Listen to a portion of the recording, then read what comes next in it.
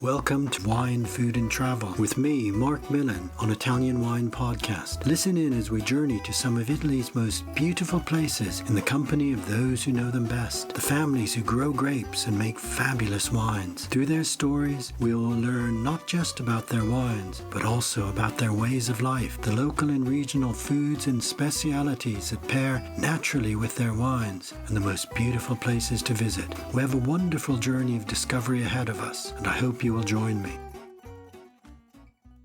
Welcome to Wine, Food and Travel with me, Marc Millon, on Italian Wine Podcast. Today we travel to Sicily to meet my guest, Valeria Perzia, who is on the commercial side of the Consorzio Libera Terra Mediterraneo. Thank you for joining us, Valeria, to tell us about this very important movement and social initiative. How are you today? Really fine, thank you. And thank you for having us in your podcast. Happy to talk with you today. Oh, no, it's a great pleasure to have you with us. And I'm very interested to share the Libera Terra story with our listeners because it's such an important one. First of all, I know you have the Bottega Libera Terra in the heart of Palermo. I visited it, but your actual offices are in the countryside. Tell us a little bit about where you are. The Consortium Libera Terra Mediterraneo gathers the Libera Terra cooperatives. Libera Terra cooperatives are 9 and are located in 4 regions in south of Italy, not only in Sicily, in Calabria, in Campania, and in Apulia. Actually, our offices of the consortium are in San Giuseppe Jato, that is in the Palermo, but it's inland Sicily, around 40 kilometers far from Palermo, southwest. And this area is called Alto Belice Corleonese. Alto Belice is the name of a river. Alto because it's the highest, the area in which the river is born. And the river Belice starts from the area where we are, so in San Giuseppe Jato, and arrives in Mediterranean Sea, so in the opposite side of Sicily, close to Menfi. So, and Corleonese, because Corleone is the main city in this area. So the first Libera Terra cooperative, that is called Placido Rizzotto Libera Terra, was born in this area. Means that this cooperative was born in 2001. It was the first Libera Terra cooperative. Started from this area. Great. Well, let's explain to our listeners exactly what Libera Terra is, how it came about, and a little bit about the history. Okay, Libera Terra is a reality that was born under the impulse of the Association Libera around 20 years ago, and today brings together 9 social cooperatives and a consortium that is also a social and non-profit cooperative. So the Libera Terra cooperatives are social cooperatives and farm cooperatives that manage land and structures confiscated from the organized crimes in Sicily, in Calabria, in Puglia, and in Campania. The cultivation of confiscated lands and the production of products, so organic, high-quality products, become, through the experience of Libera Terra, a way to stimulate, to push the economic and social change of those territories where we are, where the cooperatives are based. So Libera Terra is a unique reality in the Italian agri-food scenario because we are a group of cooperatives, because we work on confiscated lands, and those lands are not, the owner of those lands are the state, because they are collective goods, public goods. So the cooperatives manage those lands as a loan for use. This is important. First of all, our work is on not private land. I mean, cooperatives are private subject, okay, but work on collective goods. So all of those elements makes our reality so unique. So just to be clear on this, the movement began with the aim of taking back control of lands that had been owned by organized crime, by the mafia, the Camorra, other criminal groups. And a law was actually passed that enables the state to take over the lands and then lease them back to projects that are deemed to be suitable. Under Libera Terra. The birth of Libera Terra was made possible thanks to the Italian legislation, first of all, to contrast the mafia. And the Italian legislation is based on 2 pillars. First is the law 1982, that is called Rognoni La Torre, and the second one was the law 1996 that was reached thanks to Libera Association. Because it's important to talk about those two steps, because first of all, one of the main goal that was pursued by the Italian legislator from 80s and first of all in 90s was to weaken the criminal organizations, attacking their economic assets, because it's thanks to their economic assets, what they own, the economic power, they can have consensus, they can have power on the social fabric, and they can keep under communities, territories, resources. So the first law, Rognoni La Torre, in 1982, has introduced two big innovations and in the fight against the mafia. So first of all, the definition of the mafia type association crimes in the Italian law, in the Italian system of law, that it didn't exist before. This kind of crime of mafia type association crimes, that was the first time that was introduced this kind of crime. I mean, it's a big thing. And the second aspect that this law introduced was a range of measures of patrimonial nature as seizure and confiscation to attack the mafia fortune that was accumulated unlawfully. So this first step, first of all, okay, we need to say what is mafia, and we need to take away what they own and have accumulated unlawfully. But the main shortcoming of this law was that the law didn't provide for procedures for the reuse of confiscated property. So in 1995, it was founded the association Libera, and Libera promoted a popular petition that was signed by more than 1 million people all over Italy to spur the Italian parliament to pass a law allowing the social reuse of confiscated assets.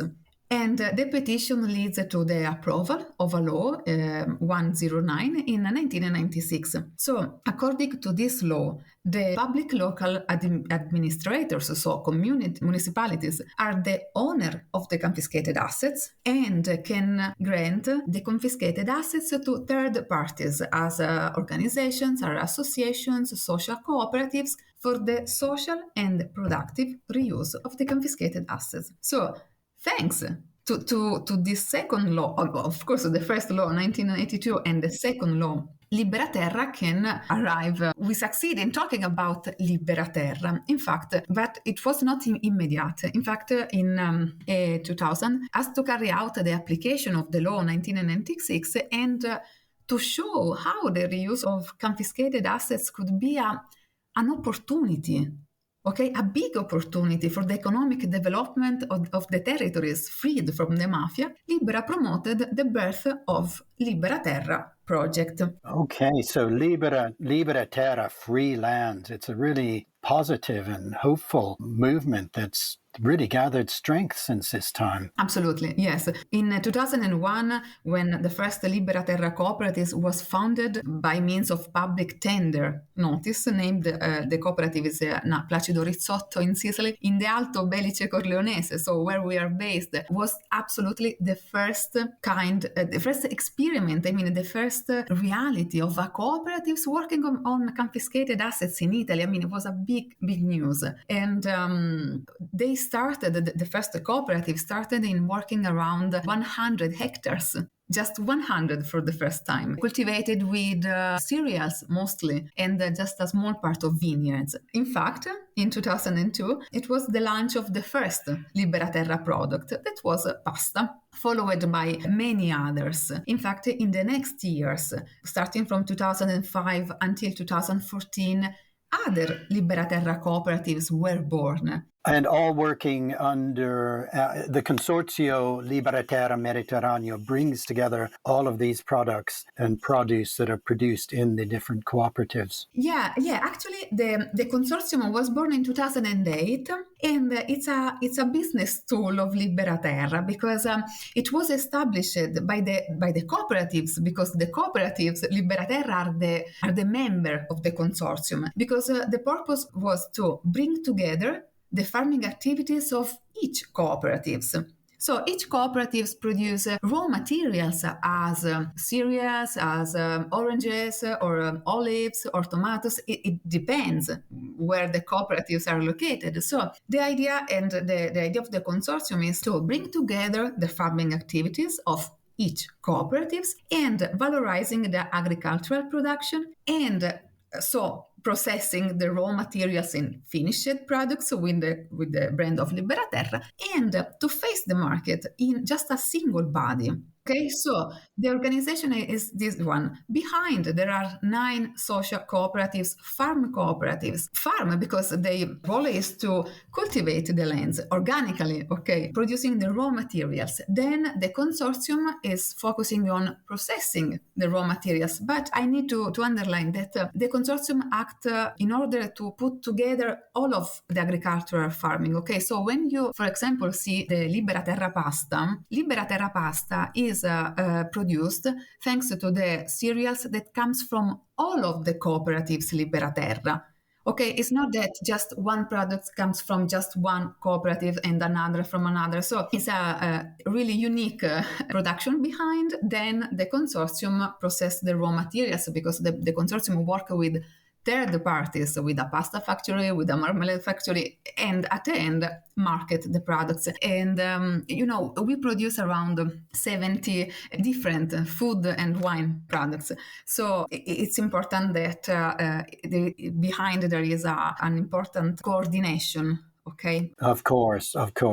Yeah. Well, let's turn to wine as one of those products. I know that the Cento Passi project is really the soul of the wine growing soul of Libera Terra, and it starts where the origins in Sicily of this Libera Terra began, where you are in San Giuseppe Jato in this area. Can you tell us a little bit about it? First of all, where does the name Cento Passi come from? The name Cento Passi is the name of the wine division of Libera Terra that is based in Sicily. As in Libera Terra, there is another wine division that is based in Apulia, and the name is Isotelarai. So we produce wine in Sicily and in Apulia. As for Sicily, Cento Passi is linked to the name of a very famous movie here in Italy that tells about the story of Peppino Impastato, that was a young journalist that was killed by the mafia. I mean, it's an important figure here because Peppino Impastato fought against the mafia and against his family that was part of the mafia of the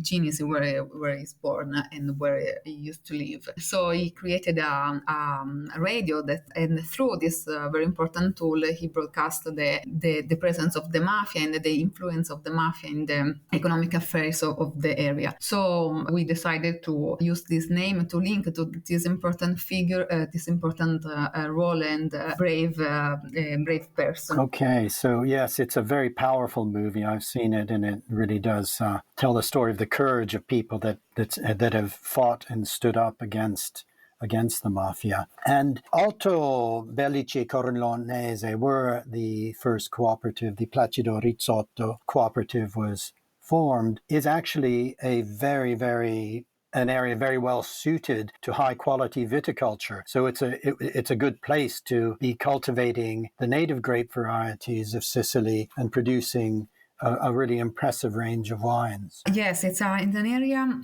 It's a corner of the Mediterranean region that is characterized by a broad landscape with highlands, located at very high average altitude, ranging from 300 meters on the sea level up to 1,000 meters. The highest altitude is the peak of Monte La Pizzuta, that is on 1,300 meters on the sea level. And all of the Cento Passi vineyards are based in this area, so in the Alto Belice Corleonese.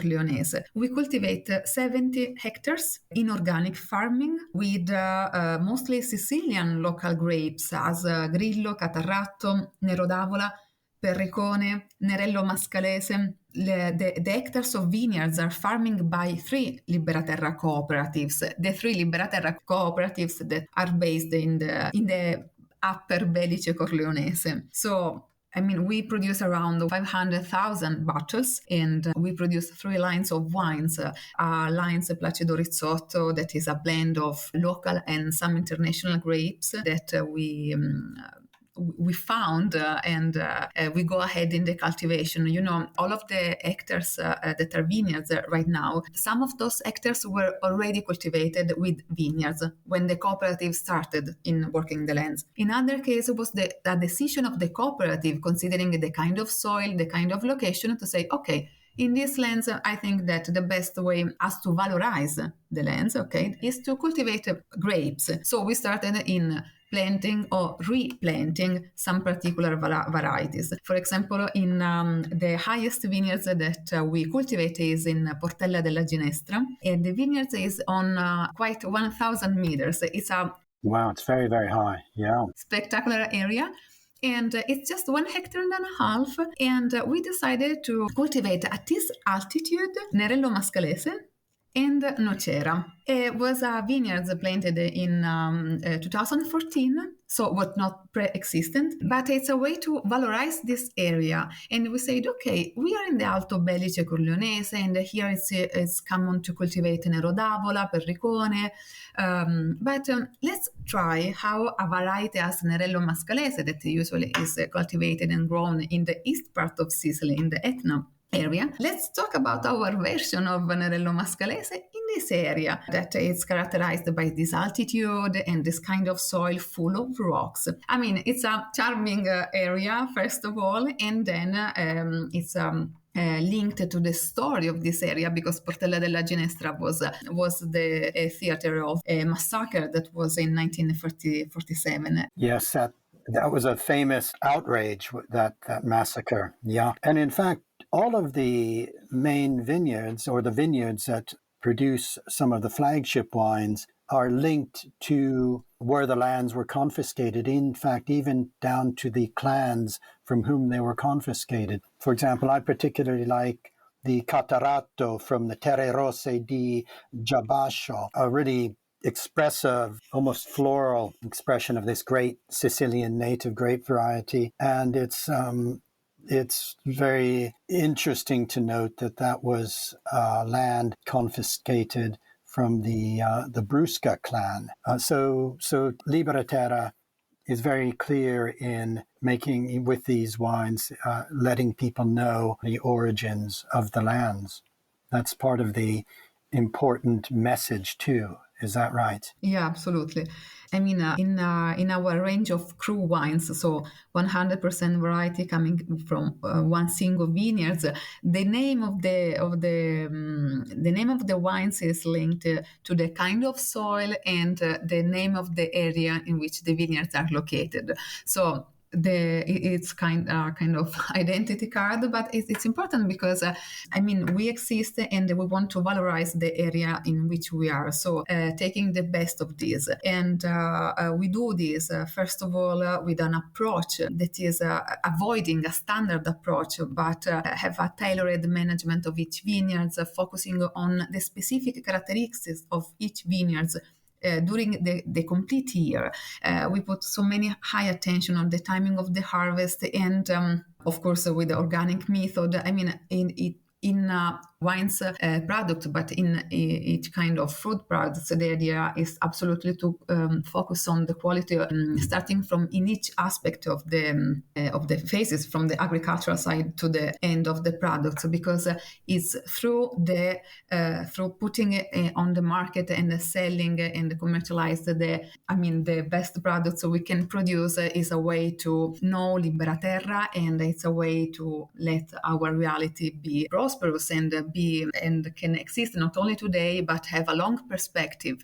Our 100 Passi proves how far we can get, starting from the reuse of confiscated lands, because we are in the most important international wine markets, London and in New York, Hong Kong, and 100 Passi are appreciated in the most important wines guide, not because they come from confiscated lands, because their quality.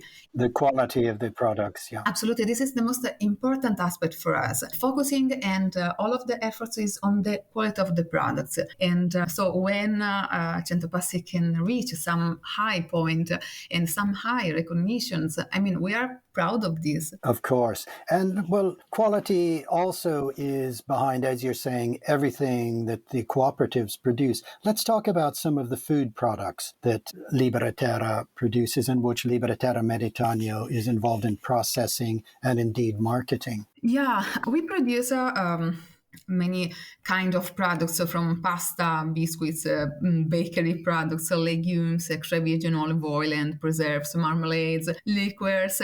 We produce mozzarella di bufala to dairy products in Campania. One of the cooperative Libera Terra that is based in Campania manage a caseificio, and we do seasonal fruits and vegetables too. As to have an idea about our range of products, I think we can focus on one of the most appreciated food products, that is our tomato passata. It's a tomato sauce made, the name is passata siccagno. Siccagno means with no irrigation. It's a kind of tomatoes that we cultivate with no irrigation. And at the end, the products, the only ingredient that is in the products is just the tomatoes, with no kind of adding of salt, of extra virgin olive oil, because the tomato is so concentrated and so salty because of the tomato itself, that we don't need to put other ingredients to equilibrate, to changing something. And this is one of the most appreciated food products because it's essential. And we succeed in doing this because we cultivate this kind of tomato in the, okay, I go back to the wines, because we cultivate this kind of tomato in Alto Belice Corleonese at the altitude I said for the grapes. This means that thanks to the humidity that we have during the nights, we don't need to put the water, to irrigation in the tomatoes, and it's a hand harvesting and a long harvesting, because we harvest when the tomatoes is ready. So sometimes the harvest is from July, from August until sometimes October. So it's very long harvest, but it's important because it's thanks to the perfect raw materials, the perfect tomatoes, and for its inner characteristics, that we can have a passata that is just tomatoes. And I know it could be weird because it's tomato, okay, but it's so appreciated because there is no other ingredients, and just the tomatoes is the tomato is the essential, a perfect product with no need other things. That sounds absolutely delicious. And I guess you're producing that come una volta, the way people used to do at home. And nowadays people don't have time to do this. So you're really returning to the roots of both Sicily and Southern Italian cuisine. Yeah, exactly. This is an essential product, okay? So just tomatoes, but it's true that we produce other kind of products that are a most important recipe because they are linked to regional tradition as caponata, okay? That is a recipe with eggplants, so common in Sicily, or the cherry tomatoes that is common in Apulia. The cooperative in Apulia is based in Alto Salento, so we produce there the cherry tomatoes with extra virgin olive oil, and so it's a kind of cherry tomatoes mid-dried, as it's common in this area. So our idea, is that we have a strong link, very strong link with the territory where we are, and we try to talk about this link, working with, through our products, thanks to the names, thanks to the traditional recipe. Our link to the territories is important, and first of all, it's through our work. It's through Libera Terra, the selling of products and the cultivation of the lands, that we promote a virtuous and sustainable economic system. So based on lawfulness, social justice, marketability, that is alternative to the criminal and the corrupted mafia economic system that was already present. So the mission is to give back value, okay, dignity and beauty to the territories, to these territories where we are, that are difficult, but we know that we need to give value back, okay, to territories and to people. Yes, I'm really appreciating the strong moral values behind the movement, but I love the way it also expresses itself through the production of simple, honest products like the passata, like pasta, foods that people eat every day, not specialty foods, but which people can really connect to the land directly when they eat. And I know you, on the website, you've got a lot of regional recipes utilizing the products too. So it's a very important movement. I'm really glad you've been able to join us today and share the story. You know, it's a very hopeful story out of situations that I'm sure at times have seemed hopeless. And so we wish you all the best with the development of Libera Terra. Now, the products are available if people are in Palermo in the Bottega Libera Terra, but also online.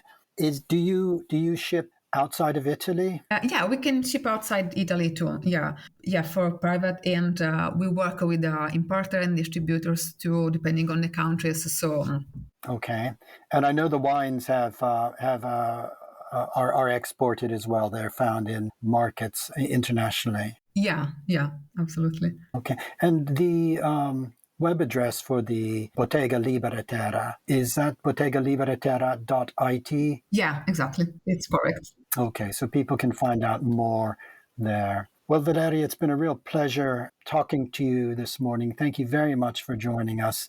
I'm really glad we've been able to share this important story. Thank you. Grazie, Mark. And thank you to you all. And hope to see you here visiting our area. I hope so too. I look forward to meeting you again. Grazie e arrivederci. A presto. A presto. Ciao. We hope you enjoyed today's episode of Wine, Food and Travel with me, Marc Millon, on Italian Wine Podcast. Please remember to like, share and subscribe right here or wherever you get your pods. Likewise, you can visit us at italianwinepodcast.com. Until next time, chin chin.